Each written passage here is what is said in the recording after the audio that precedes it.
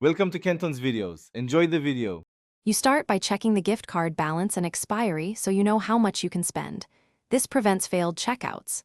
Next, open TikTok and go to TikTok Shop.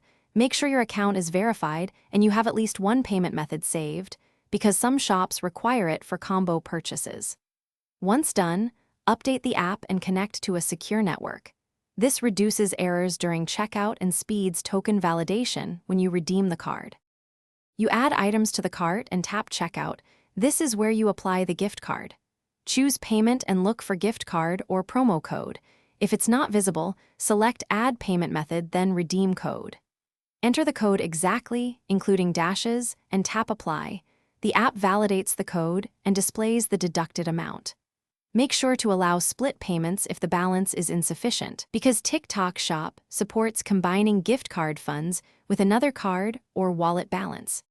You review the final total. Taxes and shipping can change the remaining gift card balance, then confirm and complete payment.